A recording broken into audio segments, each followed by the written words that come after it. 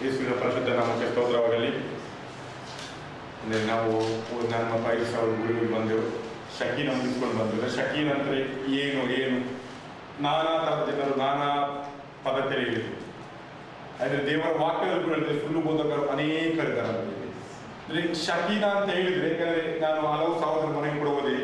ಅವ್ರ ಫೋನಲ್ಲಿ ನಿಮಗೆ ಊಟ ತಯಾರಿಸಿದೆ, ನೀವು ಬರಲೇಬೇಕಂತ ಹೇಳುವಾಗ ಆ ಊಟವನ್ನು ತಿಂದ ಕೂಡ ಮಾತ್ರ ನನಗೆ ರುಚಿ ಸಿಕ್ಕಿತ್ತು. ಎಕ್ಸಾಂಪಲ್ ನೋಡ್ಬೇಕಂದ್ರೆ 5 ಸಹೋದರ ಮನೆಗೆ ಹೋದೆ, ಇವತ್ತನ ಮನೆಗೆ ಹೋದೆ, ಜೋನ್ಸನ ಮನೆಗೆ ಹೋದೆ, ಎಲ್ಲರ ಮನೆಗೆ ಹೋದೆ.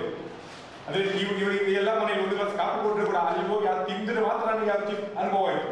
ಅವರಲ್ಲಿ ಮಾಡಿಟ್ಟಿದ್ದಾರೆ ಅಂತೇಳಿ ನನಗೆ ಅನುಭವ ಆಗಲಿ. ನಾನು ಶಕೀನ ಅಂತ ಹೇಳಿದ ಕೂಡಲೇ ನಿಮಗೆ ಅದು ಅನುಭವಿಸ್ಲಿಕ್ಕೆ ಸಾಧ್ಯವಿಲ್ಲ. ಅದು ನೀವು ಕೂಡ ಅನುಭವಿಸಲೇಬೇಕು. ಯಾಕಂದರೆ ಆ ಶಕೀನ ಅಂತ ಹೇಳಿದ್ರು ನಾವು ಹೇಳ್ತೀವಿಲ್ಲ, ನಮಗೆಲ್ಲ ನಮ್ಮ ವಿಶ್ವಾಸ ಅಂತೇಳಿ. ನನ್ನ ಪ್ರಿಯ ಸಹೋದರ ಸಹೋದರಿಯರಿ, ಒಂದು ತಾಯಿಯ ಮಾತೃ ಗರ್ಭದಿಂದ ನಾವು ಹೇಗೆ ಬರ್ತೇವೆ, ಅದೇ ರೀತಿ ಒಂದು ಕ್ರೈಸ್ತ ವಿಶ್ವಾಸಿಗೆ ಆದಿ ಕಾರಣದಿಂದ ಪ್ರಕಾಶನವರೆಗೆ ಯೇಸು ಕ್ರಿಸ್ತನ ಪ್ರೀತಿಯನ್ನು ಮಾತ್ರ ಕಳಿಸ್ತಾರೆ. ಯೇಸು ಕ್ರಿಸ್ತನಂದರೆ ಯಾರು? ಈಗ ಯೇಸು ಕ್ರಿಸ್ತನ UAE, ಅಮೆರಿಕ, ಲಂಡನ್ ಅಲ್ಲಿ ಯೇಸು ಕ್ರಿಸ್ತನ ಆರಿಸ್ತಾರೆ. ಅದು ಯೇಸು ಕ್ರಿಸ್ತನಲ್ಲ, ಸಭಾಪಾಲಕರನ್ನು, ಸಭೆಯ ಜನರನ್ನು. ಯಾಕೆಂದ್ರೆ ನಿಮಗೆ ಕೊಟ್ಟದ್ದು ತನ್ನ ಪ್ರಾಣವನ್ನು ಯೇಸು ಕ್ರಿಸ್ತನೊಬ್ಬನನ್ನು. ಹೌದಾ? ಈಗ ಯಾಕಂದ್ರೆ ಯೇಸು ಕ್ರಿಸ್ತನ ಸಹೋದರ ಅಂಜಲಿಕ ಮುಖಾಂತರ ಮಾತಾಡಿದ್ರೆ, ನನಗಾಗಿ ಯಾವ ಸಭೆಯೂ ನಿಲ್ಲಲಿಲ್ಲ, ನನಗಾಗಿ ಯಾರು ನಿಲ್ಲಲಿಲ್ಲ. ಯೇಸು ಸ್ವಾಮಿ ಅಮೆರಿಕವನ್ನು ಪ್ರೀತಿಸಿದ್ದರಿಂದಲೇ ಅಮೆರಿಕ ಈಗ ದೊಡ್ಡ ದೇಶವಾಗಿದೆ. ಆ ಪ್ರೀತಿಯನ್ನೇ ಈಗ ಭಾರತ ದೇಶದಲ್ಲಿ ಇಟ್ಟಿದ್ದಾರೆ. ಅದೇ ಪ್ರೀತಿಯನ್ನು ಭಾರತ ದೇಶದಲ್ಲಿ ಇಟ್ಟು 2020ಕ್ಕೆ ಭಾರತವು ಕ್ರೈಸ್ತನಿಗೆ ಸ್ವಂತವಾಗಿದೆ. ಕ್ರೈಸ್ತ ಅಂತ ಹೇಳಿದ್ರೆ CSI ಕುಟುಂಬದ ಬಂಧು, ಕ್ಯಾಥಲಿಕ್ ಕುಟುಂಬದ ಬಂಧು, ಆ ಕುಟುಂಬದಲ್ಲ, ಕ್ರೈಸ್ತನನ್ನು ಧರಿಸಿದ ಕುಟುಂಬ. ಕ್ರೈಸ್ತನನ್ನು ನಾವು ಹೇಗೆ ಅಂಗೀಕರಿಸಿದ್ದೇವೆ? ಕ್ರೈಸ್ತನೆಂದರೆ ಯಾವ? ಅದಕ್ಕಾಗಿ ಯಾಕೆಂದರೆ ಶಕೀನದಲ್ಲಿ ನಾವು ಹಲವು ಅದ್ಭುತ ಕಾರ್ಯಗಳು ಮಾಡಿದ್ರೆ, ನನ್ನ ಜೀವಿತದಲ್ಲಿ ಹೇಳಿದ್ರೆ ಅಂದರೆ ಅದು ಹೇಳಿ ಮುಗಿಸಿದ್ರೆ ನನಗೆ 15 ದಿವಸ 15 ವರ್ಷಗಳು ಸಾಲಲ್ಲ. ಅಷ್ಟು ಒಂದು ಮಹತ್ವದಲ್ಲಿ ದೇವರು ನಡೆಸಿದನು. ದೇವ ಸ್ತೋತ್ರ, ಪವಿತ್ರಾತ್ಮ ಮತ್ತು ತುಂಬಾ ಅದ್ಭುತ ಕಾರ್ಯ ಮಾಡಿದ್ರು. ನಾನು ವಿಶ್ವಾಸಕ್ಕೆ ಒಂದು 3 ವರ್ಷ ಆದರೂ ಕೂಡ ಆ ಶಕೀನದಲ್ಲಿರೋ ಒಂದು ಪಾಯಿಂಟ್ ಅನ್ನು ಕೂಡ ನಾನು ಪಾಲಿಸಲಿಲ್ಲ ಅಂತ ನಾನು ಒಪ್ಪಿಕೊಂಡಿದ್ದೇನೆ. ಯಾಕೆಂದರೆ ಶಕೀನ ಅಂತ ಹೇಳಿದ್ರೆ ದೇವರ ಮಹಿಮೆ. ಸಹೋದರಿ ಅಂಜಲಿಕನವರು ನಾನಾ ಕಡೆಗೆ ಹೋದ್ರಂತೆ. ನಾನಾ ಕಡೆ ಹೋಗುವಾಗ ಅವರಿಗೆ ತುಂಬಾ ಇಚ್ಛೆ ಬಂತು. ದೇವರು ಒಂದೇ ವಾಗ್ದಾನ ಮಾಡಿದ್ದು, ನೀನು ಹೋಗುವ ಅಗತ್ಯ ಇಲ್ಲ, ನಿನ್ನ ಬಳಿ ಜನರನ್ನು ಕರ್ಕೊಂಡು ಬರ್ತೇನೆ. ಯೇಸಪ್ಪನನ್ನು ಐಗುಪ್ತ ದೇಶದಲ್ಲಿ ಯಾವ ರೀತಿ ಒಂದು ಮಂತ್ರಿಯನ್ನಾಗಿ ಮಾಡಿದರು, ಅದೇ ರೀತಿ ವಾಕ್ಯದ ಪ್ರಕಾರವೇ ದೇವರು ಆ ಒಂದು ಇದು ಶಕೀನದಲ್ಲಿ ಕಲಿಸಿದಲ್ಲ, ಶಕೀನ ಮುಗಿಸಿದ ಒಂದು ನನ್ನೊಂದಿಗೆ ದೀಕ್ಷೆ ತಂತ್ರಪದ ಒಂದು ಅಂಕಲ್ ರಜೆ ಅಣ್ಣ ಅಂತ ಅವರ ಸಹೋದರಿ ಅಂಜಲಿಕ ಬರುವಾಗ ಅವರು ಕೊಟ್ಟ ಸಾಕ್ಷಿ ಮುಖಾಂತರ ಅವರು ಕೇಳಿದ ವಾಕ್ಯ. ಶಕೀನಕ್ಕೆ ನಾವು ಹೋಗೋದು ಜೈಲಿಗೆ ಅಂತ ಆಯ್ತು ಒಂದು ದಿವಸ. ಆದರೆ ಶಕೀನ ಬಿಟ್ಟು ಬರುವಾಗ ಈ ಶಕೀನ ಯಾಕೆ ನಾವು ಬಿಡ್ತೇವೆ ಅಂತೇಳಿ, ಶಕೀನ ಮುಗಿಸಿ ಬಂದ ನನ್ನ ಸಹೋದರರೇ, ಶಕೀನದ ಮಹಿಮೆಯನ್ನು ಇನ್ನೊಬ್ಬರಿಗೆ ತಿಳಿಸಿ. ಯಾಕೆಂದ್ರೆ ಶಕೀನ ಅಂತ ಹೇಳಿದ್ರೆ ನಾವು ಶಕೀನ ಕಲ್ತೇವೆ. ಅಲ್ಲಿ brother Indian church, CSI church, Catholic church, Hindu ಕುಟುಂಬದ ಬಂದರೆ, ಮುಸ್ಲಿಂ ಕುಟುಂಬದ ಬಂದರೆ, ಆದರೆ ಎಲ್ಲಾ ಜನರು ಕೂಡ ಅಲ್ಲಿತ್ತು. ಹೌದಾ? 111 ಜನ ನಾವಿದ್ದೆವು. 111 ಜನರಲ್ಲಿ 70 ನಾವು 65 ಜನ ಬಾಪ್ಟಿಸಮ್ ಆಯ್ತು. ಆದರೆ ಎಲ್ಲರೂ ಕೂಡ ಲಾಸ್ಟಿಗೆ ಬಾಪ್ಟಿಸಮ್ ತಗೊಂಡು 40 ಜನ. ಸಣ್ಣ ನಾನು ಹೇಳಿದ್ರಿಗೆ ಸಾಧ್ಯ ಇಲ್ಲ. ಸಣ್ಣ ಮುಸ್ಲಿಂ ಹುಡುಗಿಯರ ಸಾಕ್ಷಿಯನ್ನು ಕೇಳಿದ್ರೆ ಇವತ್ತು ನಾನು ಆ ಸಾಕ್ಷಿನ ಮುಗಿ ಮುಂಚೆ ನಾನು ವೇಸ್ಟ್ ಅಂತ ನಾನು ಹೇಳಿದೆ. ಸಣ್ಣ 14 ವರ್ಷದ ಮಕ್ಕಳು ದೇವರು ಯಾವ ರೀತಿ ಪ್ರಕಟಿಸಿದ್ದಾರೆ, ದೇವರು ಯಾವ ರೀತಿ ಆತನ ಬೆಳಕನ್ನು ತೋರಿಸಿದ್ದಾರೆ. ಒಂದು ಸಹೋದರನ ಸಾಕ್ಷಿ ಇತ್ತು. ಅವರ ಚರ್ಚಲ್ಲಿ 500 ಮಂದಿ ಇದ್ದು ನಾನು. ಅದು ಅವ್ರ ಸ್ವಂತ ಲಾಸ್ಟಿಗೆ ಇದು ನನ್ನ ಕ್ಲಾಸ್ ನಾನು ಹೋದ ಶಕೀನದಲ್ಲ, ನನ್ನೊಟ್ಟಿಗಿದ್ದ ರೆಜ್ಜಿ ಅಂತಿದ್ದ ಅವರು ಹೇಳಿದ್ರು. ಲಾಸ್ಟಿಗೆ ಅವರು 10 ಬಿಟ್ಟು ಈಗ ಹೊಸ ಚರ್ಚೆನ ಸ್ಟಾರ್ಟ್ ಮಾಡಿದ್ರು. ನಾನು ಇಷ್ಟುವರೆಗೆ ಕ್ರಿಸ್ತನಿಗಾಗಿ ನಾನು ಇಲ್ಲ, ನನ್ನ ಹೆಸರು ಬರ್ಬೇಕಂತ ಚರ್ಚೆ ಮಾಡಿದೆ. ಅಂದ್ರೆ ಯಾವ ರೀತಿಯಲ್ಲಿ ದೇವರು ಉಪಯೋಗಿಸಿದ. ಶಕೀನ ಅಂತ ಹೇಳಿದ್ರೆ ಒಂದು ಸಭೆಯ ಬಗ್ಗೆ ದೂರಲಿಲ್ಲ, ಶಕೀನ ಅಂತ ಹೇಳಿದ್ರೆ ಒಂದು ಸಭಾ ಪಾಲಕರ ಬಗ್ಗೆ ದೂರಲಿಲ್ಲ, ಶಕೀನ ಅಂತ ಹೇಳಿದ್ರೆ ಒಂದು ಜನರಲ್ಲ, ಶಕೀನ ಅಂತ ಹೇಳಿದ್ರೆ ದೇವರ ಪ್ರೀತಿಯನ್ನು ಮಾತ್ರ ತೋರಿಸ್ತಾರೆ. ಶಕೀನ ಅಂತ ಹೇಳಿ ಯೇಸು ಕ್ರಿಸ್ತನು ಯಾರು, ಆತನ ಯಾತಕ್ಕಾಗಿ ಬಂದ, ಇನ್ನು ಯಾತಕ್ಕಾಗಿ ಬರ್ತಾನೆ. ಯೇಸು ಕ್ರಿಸ್ತನ ಒಂದು ವ್ಯಕ್ತಿಯಾಗಿ ಬರುವುದಿಲ್ಲ, ಯೇಸು ಕ್ರಿಸ್ತನ ಒಂದು ಸಭಾ ಪಾಲಕನಿಗೆ ಬರುವುದಿಲ್ಲ, ಯೇಸು ಕ್ರಿಸ್ತನ ತನ್ನ ಸಭೆಗಾಗಿ ಬರ್ತಾನೆ. ಮತ್ತೆ ಆಕಾಶದಲ್ಲಿ ಆತನು ಬರೆದು ತನ್ನ ಸಭೆಗಾಗಿ ಆ ಸಮಯದಲ್ಲಿ ಯಾರ್ಯಾರು ಆತನ ಅಂಗೀಕರಿಸ್ತಾರೆ, ಯಾರಾದ್ರೂ ವಿಶ್ವಾಸ ಆಗಿದ್ರು ಕೂಡ ಆತನಿಗಾಗಿ ಜೀವಿಸಿದ್ರೆ ಮಾತ್ರ ನಿಮ್ಮ ಮಧ್ಯೆ ಆಗಕ್ಕೆ ಹೋಗ್ಬಾರ್ದು.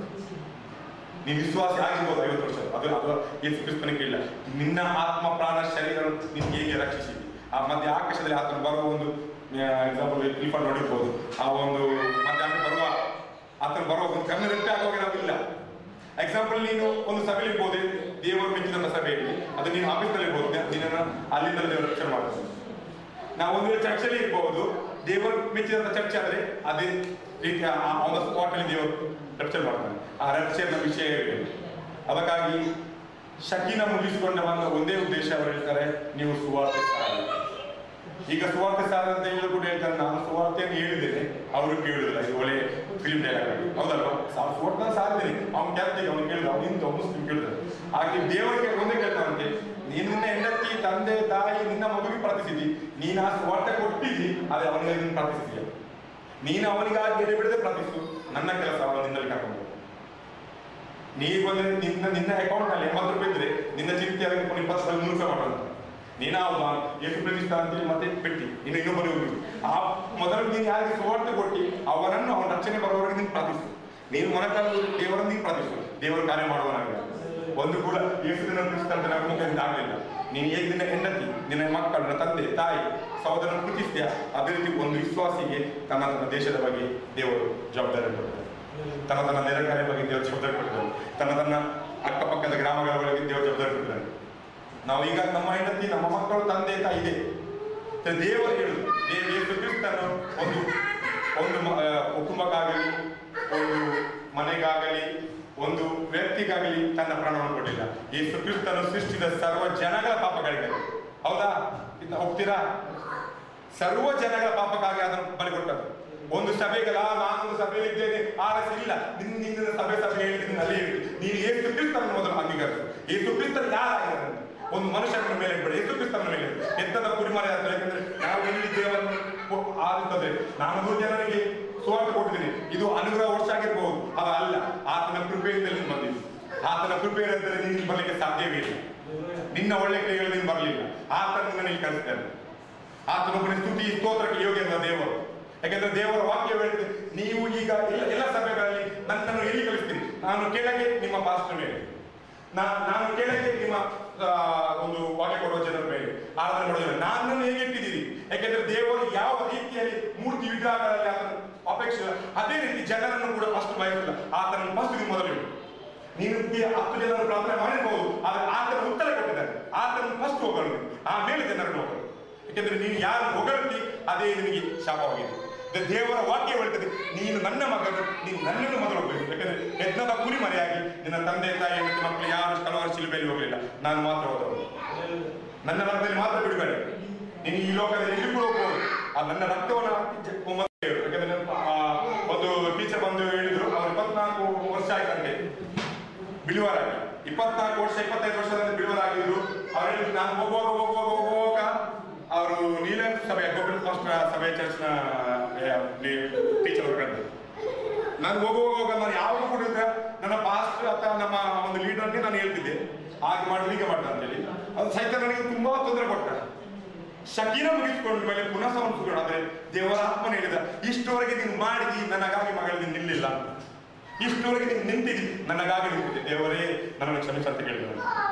ಆ ಕ್ಷಮಿಸಿದ ಕೂಡಲೇ ಪುನಃ ಸಹಿತ ತೊಂದರೆ ಕೊಟ್ಟ. ನಿನ್ನ ಮಗ ಫೈಲ್ ಅಂತ, ಅವರ ಮಗ ಕೂಡ ನಮ್ಮೊಟ್ಟಿಗೆ ಎಕ್ಸಾಮ್ ಸೆಕೆಂಡ್ ಕೂತ್ಕೊಂಡ, 18-20 ವರ್ಷದವರೆಗೂ. ಅದೇ ಅವ್ರು ಹೇಳಿದಂತೆ ದೇವರ ಆತ್ಮ ನನ್ನೊಂದಿಗಿದ್ದಾನೆ. ಆತನಿರುವಾಗ ನನ್ನನ್ನು ಅಗ್ನಿ ಕೂಡ ಜಯಿಸಲು ನನ್ನ ದೇವರ ನಾಮ ನನ್ನ ಮಗನ ಪಾಸ್ ಆಗಿದ್ದಾರೆ. ಫಸ್ಟ್ ಕ್ಲಾಸ್ ಆಗಿ ಪಾಸ್ ಆಗಿದ್ದಾರೆ. ಪಾಸ್ ಇಲ್ಲ ಅಂತೇಳಿ ಎಲ್ಲ ಕಾರಣ ಬಂದಂತೆ ದೇವರು ಆತನಿಗೆ ಅದ್ಭುತ ಕಾರ್ಯ ಮಾಡಿದ್ರು. ಹಾಗಾಗಿ ನನ್ನ ಪ್ರಿಯ ಸಹೋದರರೇ, ನಮ್ಮ ದೇವರು ಏನಾಗಿದೆ, ಆತನ ಒಂದೇ ಪ್ರಸನ್ನತೆಯನ್ನು ಕೇಳಿ ಆತನ ಕೃಪೆಯಿಂದ ನಾವು ಬಂದಿದ್ದೇವೆ. ಆತನ ಮೇಲೆ ನಾವು ಪ್ರಾರ್ಥಿಸಲು ನಮಗೆ ಒಂದು ಯಾವ ರೀತಿಯಲ್ಲಿ ಬಂದರೂ ಕೂಡ ಇದರ ಶಕೀನದ ಉದ್ದೇಶ ನಾನು ನಿಮಗೆ ಎಷ್ಟು ಹೇಳಿದ್ರೆ ಸಾಧಾರಣ ನೀವು ಆ ವಿಶ್ವಾಸಿಗಳಿಗೆ ಶಕೀನ ಬಹು ಪ್ರಾಮುಖ್ಯವಾಗಿದೆ. ದೇವರ ಪ್ರೀತಿ. ಒಂದು ಸಭಾಪಾಲಕರು ಹೇಳಿದ್ರೆ, ಯಾರು ಫಸ್ಟ್ ಅಂತ ಹೇಳಿದ್ದಾರೆ, ಅವರು ಒಂದು ಜಸ್ಟ್ ಹೇಳಿ, ಯಾವ ವಿಶ್ವಾಸಿಯಲ್ಲಿ ನಾನು ಜಂಪ್ ಇದ್ದು ಅಲ್ಲಿ ಪಂಚಾತ್ಮ ಕಾರ್ಯ ಮಾಡುತ್ತಾರೆ. 1ನೇ ಪಾಯಿಂಟ್. 2ನೇ ಪಾಯಿಂಟ್ ಅವ್ರು ಹೇಳಿದ್ರು, ಯಾವ ನೋಡಿದ್ರೆ ಅವನು ಇನ್ನೊಬ್ಬರನ್ನು ಮೆಚ್ಚಿಸೋದು, ಅವನಿಗೆ ಪಂಚಾತ್ಮ ಕಾರ್ಯ ಮಾಡೋದು. 3ನೇ ಪಾಯಿಂಟ್ ಅವ್ರು ಹೇಳಿದ್ರು, ಸಭೆಯನ್ನು ನೋಡ್ಬೇಡ, ಸಭೆಯ ಜನ ನೋಡ್ಬೇಡ, ನೀನೆಲ್ಲ